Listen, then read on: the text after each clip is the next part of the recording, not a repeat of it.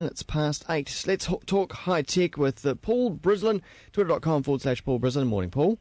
Good morning. How are you? Very well. First up today, of course, the Skynet law came into effect this week. That's right. Anyone... The cold creeping hand of Skynet. That's right.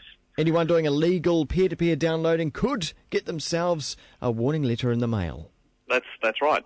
So this is day 2 of Skynet Watch.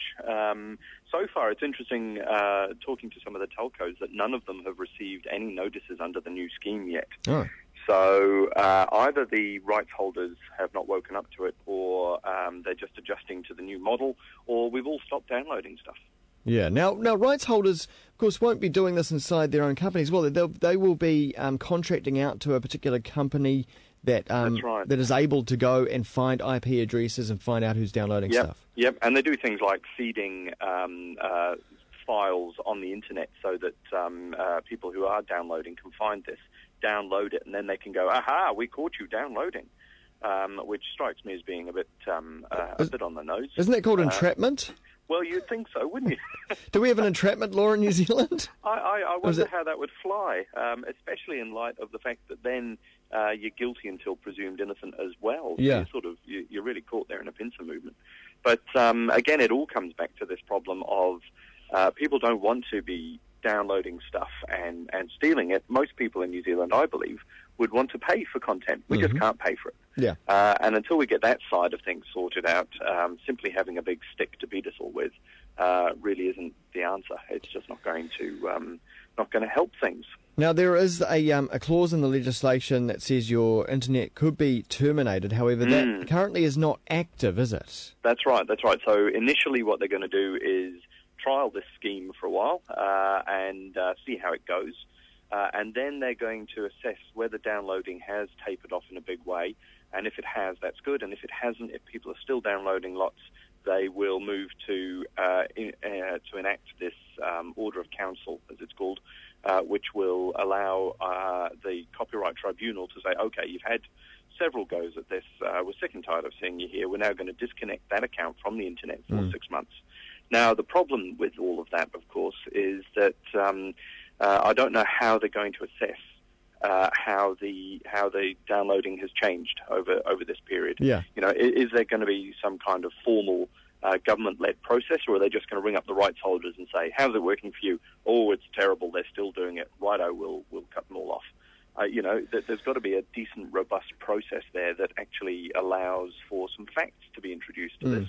Because at the moment it's all very emotive. Yeah, it is. And now, but also, of course, people will now catch on that they shouldn't be using peer-to-peer software like BitTorrent, right? I've already stopped using BitTorrent. Don't use BitTorrent anymore. Yep. But I quite like using the file lockers, which they don't monitor. Stuff like rapid share, mega upload. That's right. So, and they'll have to start thinking about that as well, which adds another layer of cost, either at the MED or at the ISP level, which of course ends up getting borne by we, the customers. So even if you don't download anything at all ever in your life, legal or otherwise, if you've got an internet connection, you'll still be paying for the cost of all of this. Which, you know, I just don't see why we as customers are being forced to wear the costs for a business model which has clearly had its day. Yeah. The Americans know the answer to this, and that is let customers pay for the content, and they will. Netflix in the US is now, as we've said, massive. It's bigger than BitTorrenting in terms of traffic being moved around the place. That's the answer, not let's beat you with a stick until you bleed. And of course, it's gotten political.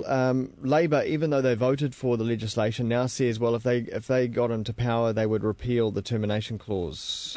That's right, and well done to Claire Curran for getting the caucus to realise just what's going on here.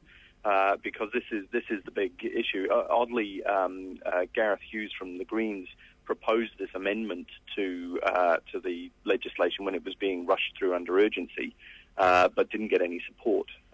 So they're a bit late to the party, but it's good to see them there, and I have high hopes that means that this will be reviewed fully in future, because really it's a very one-sided piece of legislation that just isn't going to deliver what they think it will. And what do you make of the copyright lobby? What are they called? NZ Fact, is that right? NZ Fact, yeah. What do you make of them using an All Black to promote?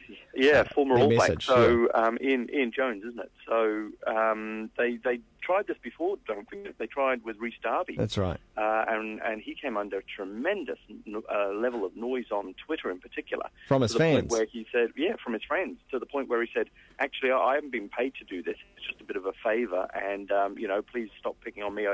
I'm not leading this campaign. And he's disappeared from the campaign since that point on. Yeah. So I do wonder why they feel that they need to tell people how terrible this is. I'd like to see a more balanced campaign coming out of government about all of this. But as it is, we've got one website from the MED, which is impenetrable, and everything else is third-party information. So 3strikes.net.nz is a fantastic resource that's been put together by Internet New Zealand. That should have been the role of the government. Yeah, well worth checking out. All right, let's move on to hardware, move on to a piece of kit. Yes, yesterday. Into the toy box. Yesterday I got a wee preview, and I can talk about it now, of a new Samsung. They don't call it a tablet; it's called a Slate. A Slate. Slate's a much better word than tablet, anyway, isn't it? Goodness me. It's a Slate because it's not running the Android operating system. It's running Windows 7, so it's basically a tablet PC with a Intel Core i5 processor inside, which is something that you'd normally find in a high-end laptop or in a desktop computer. So running Windows 7 and using the touch methods or a Bluetooth keyboard and mouse. So basically, it's a fully-fledged computer, but on the size of a tablet. How far we've come. Fantastic. I know. And, this isn't Microsoft's first foray into this world. They tried fairly disastrously a few years ago adapting the Windows operating system, it would have been Vista or something similar at the time, to work on a tablet. And unfortunately, it was still very much a computer that needed to be booted up and all of that kind of stuff that you associate with PCs. Yeah. Squeezed into a different form factor. And it just didn't work. Whereas this kind of model, where it's basically the phone operating system scaled up to laptop or to tablet size, that's a really good move, because you get all those advantages of instant on, instant off, all the stuff you associate with the iPhone and the iPad and the Android operating system. So the more of these, the merrier, I think. It's fantastic. This is exactly the way that the computing world should be going. But it got me thinking, though, about these kinds of devices running, say Windows 7. Now, most people would have had some kind of issue with a Windows operating system where they've had to pull the plug, not only just keep the power button pressed down for 5 seconds to turn it off. Yep. Now, if that doesn't work, pull the power out of the wall, or if it's a laptop, you take the battery out. But with these kinds of tablet devices, there is no way to take a battery out, right? That's right, short of taking a hammer to it. Yeah, and that's the same thing with the iPad as well, isn't it? And with some of the Android tablets. And now, with the iPad and the iPhone, you hold down both buttons because there are only two, and eventually it will catch and will cease operation. But it is quite odd. It's quite an eerie feeling, because that was exactly my first thought with my phone. Yeah. The number of times I've had to pop the battery out of a BlackBerry or any other device, really, I could, dozens of times, and to not have that option made me wonder how I was going to go. But this is the problem of changing form factors, and you really do need to... They're really locking it down, aren't they? They're following the Apple model of restricting your access to the hardware and the inner workings to make it as simple and as controlled as possible. And it's really a triumph of Steve Jobs' vision of computing, which is a closed model over Windows, which was quite open. It also got me thinking, well, okay, so running Windows on these sort of devices, well, how do you then reinstall the operating system should you need to as well? How does that work? Because there's no disk drive and there's no. I guess there's no USB slot or anything like that. It'll all be wireless, so you best hope that your wireless and your connectivity, Bluetooth and Wi-Fi all work seamlessly, even when the operating system isn't there. But it is astounding. Once again, we've said it quite a few times in this feature, but the future is here. It is already. And it's mobile. People want to take their devices with them and use them all over the place. Yeah. And it's not uncommon now to see people carrying a cell phone and a Slate or a tablet.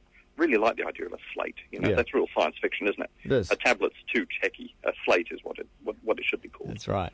Hey, Paul, thanks very much for your time. Anytime. Cheers. That's Paul Brislen on Twitter as well. Time now here on Kiwi, 23 minutes past 8. Got a track from